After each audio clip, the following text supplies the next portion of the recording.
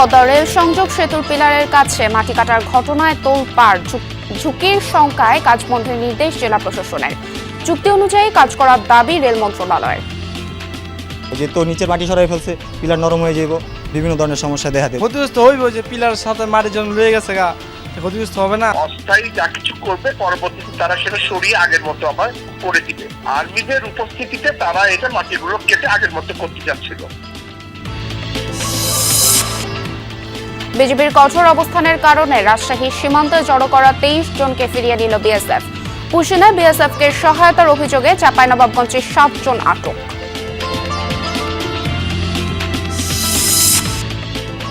কাল মৌলভীবাজার যাচ্ছেন প্রধানমন্ত্রী তারেক রহমান। সফর ঘিরে জেলাবাসীর মাঝে উৎসাহ উদ্দীপনা। অত্যন্ত আনন্দিত, উৎফুল্লিত। প্রিয় নেতাকে বরণ করার জন্য আমরা প্রস্তুত। রাস্তাঘাট প্রশস্ত হবে, আমরা আশা করি আমাদের মাননীয় প্রধানমন্ত্রী আমাদের এদিকে দৃষ্টি দিবেন। জনাব তারেক রহমানের সফর সাথী হয়ে ভ্যানগার্ডের মতো আমরা থাকবো ইনশাল্লাহ।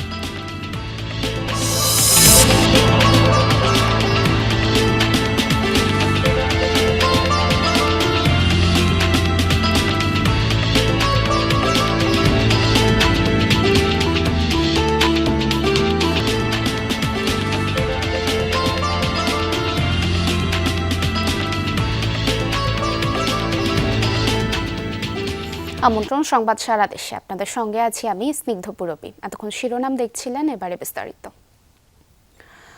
পদ্মা সেতুর রেল সংযোগ সেতুর পিলারের নিচে মাটি কাটার ঘটনা দেশ জুড়ে জন্ম দিয়েছে আলোচনার। কেউ কেউ শঙ্কা করছেন এতে ভয়াবহ ঝুঁকির মুখে পড়তে পারে পুরো সেতু। সামাজিক যোগাযোগ মাধ্যমে মাটি কাটার ভিডিও ছড়িয়ে পড়লে কাজ বন্ধের নির্দেশনা দেয় জেলা প্রশাসন। অন্যদিকে রেলপথ মন্ত্রণালয় বলছে চুক্তির অংশ হিসেবেই মাটি কাটছিল ঠিকাদারি প্রতিষ্ঠান।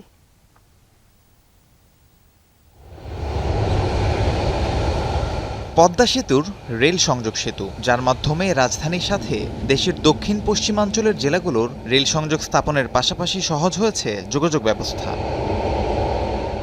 সম্প্রতি সামাজিক যোগাযোগ মাধ্যমে ছড়িয়ে পড়ে রেল সেতুর পিলারের নিচে একটি চক্রের মাটি কাটার ভিডিও। বিষয়টি নানা আলোচনা সমালোচনা জন্ম দেয়। সত্যতা যাচাইয়ে নারায়ণগঞ্জের ফতুল্লার আলীগঞ্জ ইদ্রাকপুর এলাকায় টিম যমুনা দেখা যায় রেল সংযোগ সেতুর 84 থেকে 87 নম্বর পিলারের গা ঘেঁষে মাটি কাটা হয়েছে। মাটি কাটার ঘটনায় আতঙ্ক ছড়িয়েছে স্থানীয়দের মাঝে। এতে সেতুর কোনো ক্ষতি হচ্ছে কিনা বা ভবিষ্যতে বড় দুর্ঘটনা ঘটতে পারে কিনা তা নিয়ে দুশ্চিন্তায় তারা। এলাকাবাসীর অভিযোগ, রেল সংযোগ সেতু নির্মাণে বাংলাদেশের পক্ষে কাজের তদারকি করেছেন এমন ঠিকাদারের সাথে মিলে মাটি কেটেছে স্থানীয় প্রভাবশালী চক্রটি।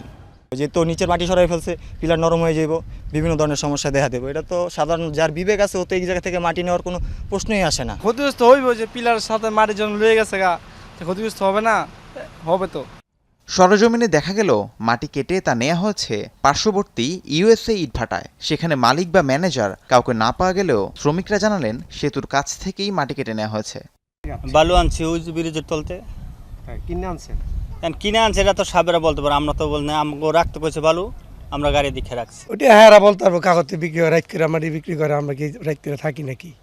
পদ্মা সেতুর রেল সংযোগ সেতুর পিলারের কাছে মাটি কাটার খবর পেয়ে কাজ বন্ধের নির্দেশ দেন জেলা প্রশাসক। জানান বৈধ কাগজপত্র না থাকায় মাটি কাটা বন্ধ করতে বলা হয়েছে। এই প্রকল্পটি বাস্তবায়নের জন্য যিনি কনসালটেন্ট আছেন তার তত্ত্বাবধানে এবং ওই প্রকল্পের যে মূল ঠিকাদারি তার একটা পার্ট হিসেবে এটা করা হচ্ছে। কিন্তু আমরা তাদের এই বক্তব্যে সন্তুষ্ট না, আমরা অফিসিয়াল ডকুমেন্ট দেখতে চেয়েছি। আমরা রেলপথ মন্ত্রণালয় থেকে এই বিষয়ে ক্লিয়ার যে তাদের স্টেটমেন্ট অথবা তাদের যে চিঠিপত্র বা তাদের অনুমোদনপত্র সেগুলো আমরা চেয়েছি। তবে রেলপথ মন্ত্রণালয়ের সচিব দিলেন ভিন্ন তথ্য। রেল সংযোগ সেতু নির্মাণের সময় মালামাল পরিবহনের জন্য মাটি ফেলে অস্থায়ী রাস্তা তৈরি করা হয়। চুক্তি ছিল প্রকল্পের কাজ শেষে সেই রাস্তার মাটি সরিয়ে নেবে সংশ্লিষ্ট ঠিকাদার প্রতিষ্ঠান। সেই চুক্তি অনুযায়ী কাটা হচ্ছিল সেতুর পিলারের পাশের মাটি। ভায়াডাক্টের সময় কন্ট্রাক্টর একটা অস্থায়ী রাস্তা নির্মাণ করেছিল। দেখা ছিল ওদের কন্ট্রাক্ট এগ্রিমেন্টে অস্থায়ী যা কিছু করবে পরবর্তীতে তারা সেটা সরিয়ে আগের মতো আবার করে দিবে। আর্মিদের উপস্থিতিতে তারা এটা মাটিগুলো কেটে আগের মতো করতে যাচ্ছিল। যেহেতু অনেকদিন ধরে মাটিগুলো এখানে বসে গেছে, মাটি এখন আর ওটা অস্থায়ী রাস্তা বলে মনে হয় না। এখন মনে হচ্ছে যে এটা মাটির নিচ থেকে পিলারের নিচ থেকে মাটিগুলো সরিয়ে ফেলা হচ্ছে। রাষ্ট্রীয় স্থাপনা যেন ক্ষতিগ্রস্ত না হয় বা ভবিষ্যতেও কোনো ধরনের ঝুঁকিতে না পড়ে সেদিকে লক্ষ্য রাখার দাবি স্থানীয়দের। রাহিম সারোয়ার, যমুনা নিউজ।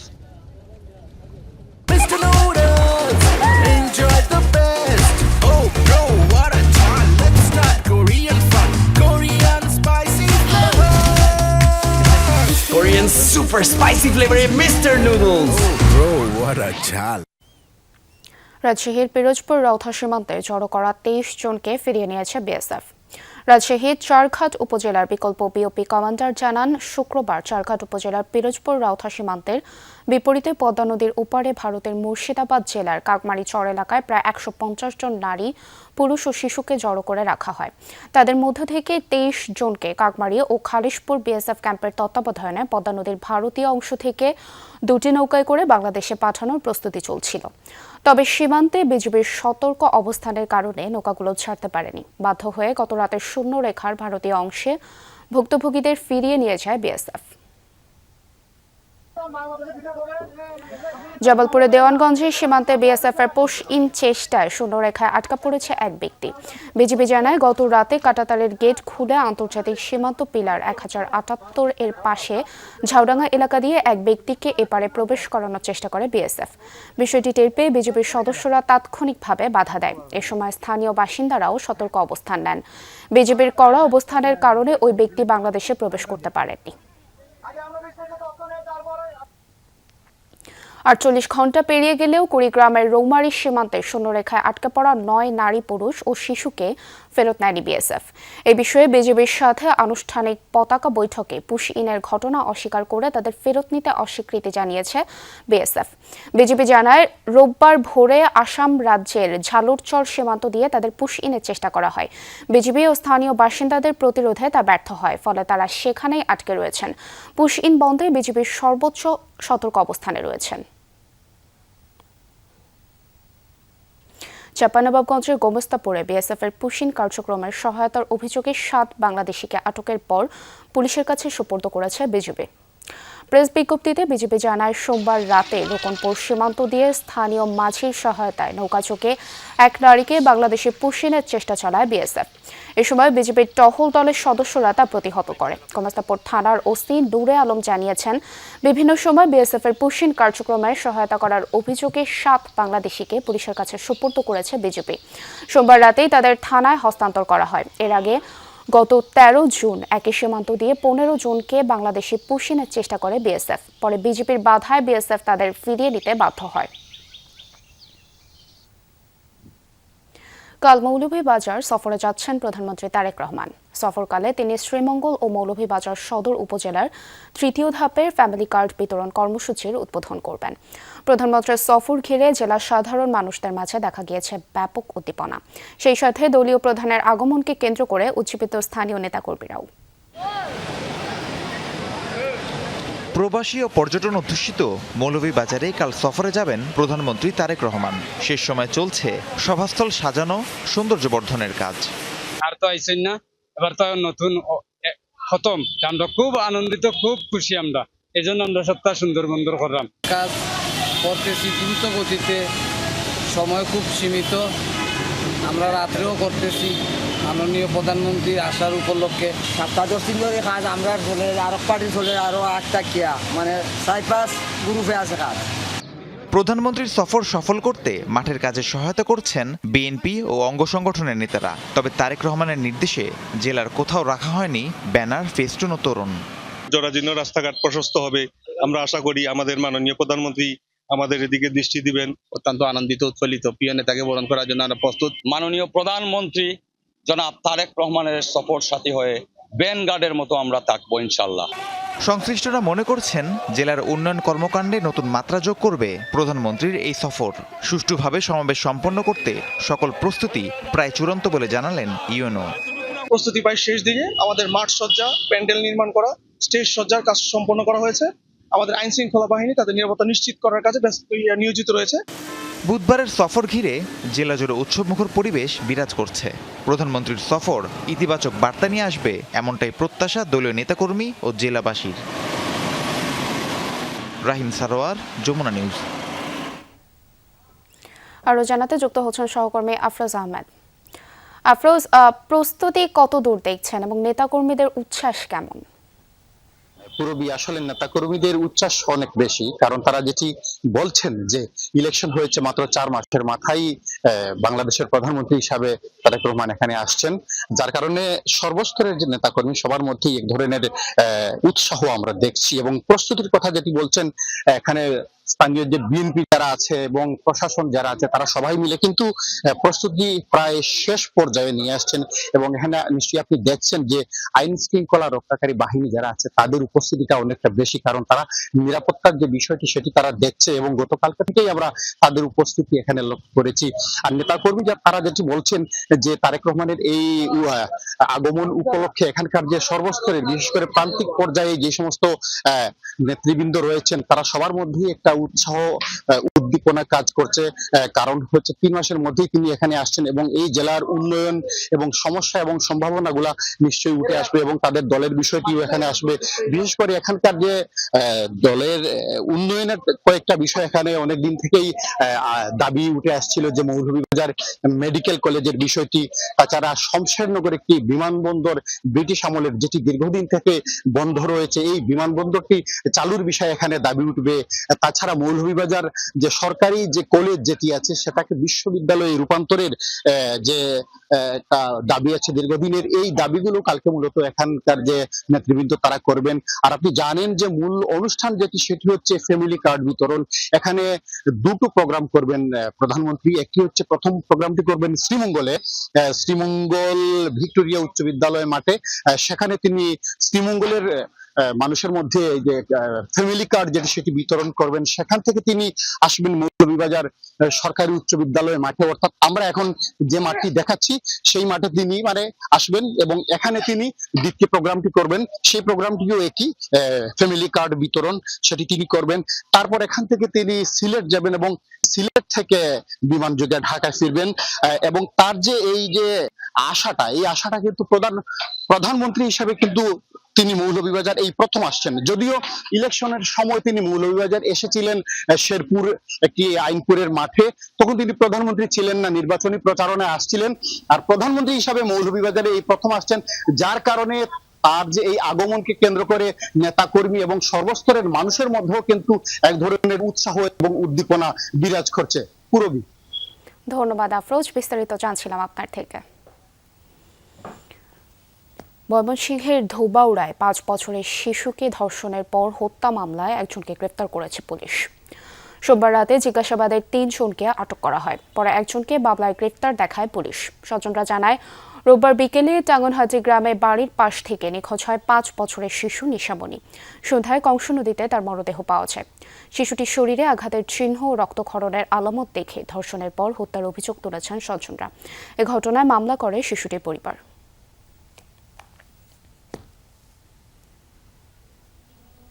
4 মাস আগে কুষ্টিয়ার গোপালপুর গ্রাম থেকে নিখোঁজ হয় বাবা, মেয়ে ও বান্ধবীকে উদ্ধার করেছে পুলিশ। তারা নামাজের মধ্যে নানা ধরনের নির্দেশনা শুনতে পেতেন বলে জানিয়েছেন। সেই মোতাবেক ইমাম মাহাদির যুদ্ধে যাওয়ার কথা বলে গ্রাম ছেড়েছিলেন তারা। পরে যমুনা টেলিভিশনে সংবাদ প্রচারের পর গত 13 জুন নরসিংদী থেকে তাদের উদ্ধার করা হয়। বিস্তারিত থাকছে কুষ্টিয়া থেকে সহকর্মী রুহুল আমিন বাবুর প্রতিবেদনে।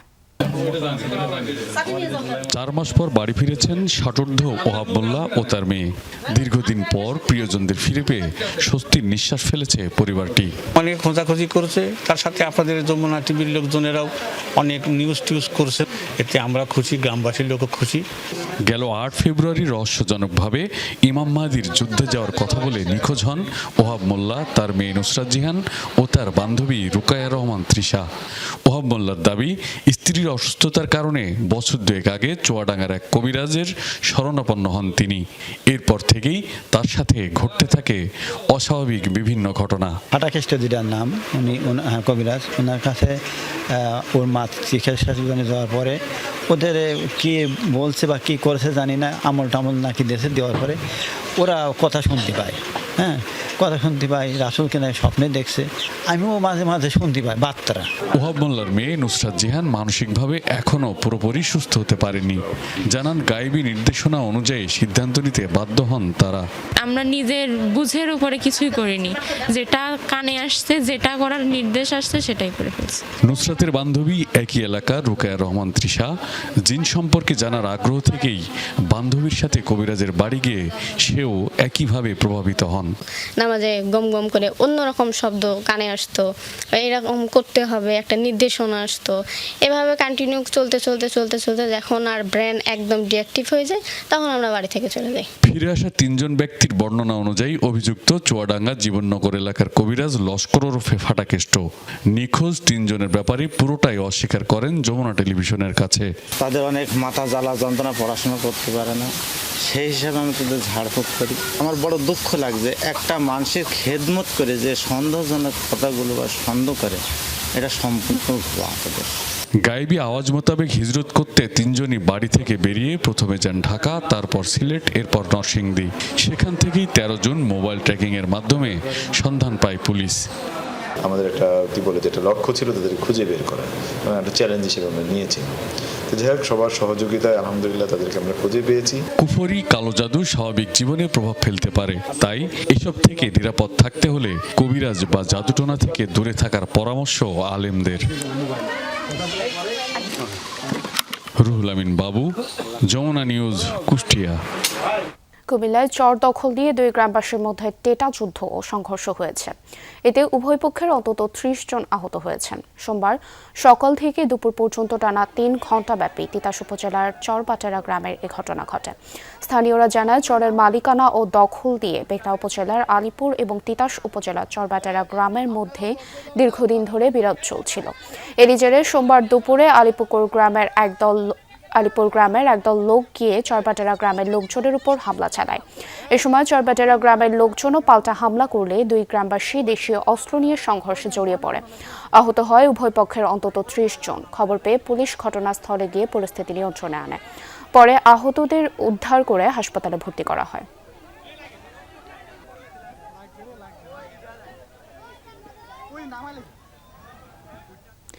এবারও বাজেটে বৈষম্যের শিকার রংপুর বিভাগ। এই অঞ্চলের জন্য বরাদ্দ মিলেছে বাজেটের 1 ভাগের কিছুটা বেশি। বরাদ্দ নেই তিস্তা মহাপরিকল্পনা ও রংপুর সিটি কর্পোরেশনে। উত্তরাঞ্চলের কৃষি হাবের জন্য 3000 কোটি টাকা বরাদ্দ দেওয়া হলেও স্থান নির্ধারণ করা হয়নি। এভাবে বাজেট বৈষম্য করা হলে এর প্রভাব পড়বে পুরো দেশের অর্থনীতির উপর। উর্বর মাটির কারণে শস্য ভাণ্ডার বলা হয় রংপুর অঞ্চলকে। ধান, আলু, আম, গম, ভুট্টা স্থানীয় চাহিদা মিটিয়ে সরবরাহ করা হয় দেশের বিভিন্ন জেলায়। কৃষিতে স্বয়ংসম্পূর্ণ হলেও বাজেট বরাদ্দে বরাবরই বৈষম্যের শিকার উত্তরের এই জনপদ। অর্থনীতিবিদরা বলছেন, প্রস্তাবিত বাজেটের প্রথম দফাতেই সবার জন্য সুষম উন্নয়নের কথা বলা হলেও রংপুর অঞ্চলের জন্য তা মানা হয়নি। উন্নয়ন বাজেটের 30 ভাগেরও বেশি চট্টগ্রামকে দেয়া হলেও রংপুর অঞ্চলের জন্য তা মাত্র 1 ভাগ। ইকুইটি না দেয়া হলে পরিস্থিতির উত্তরণ সম্ভব নয় বলছেন অর্থনীতিবিদরা।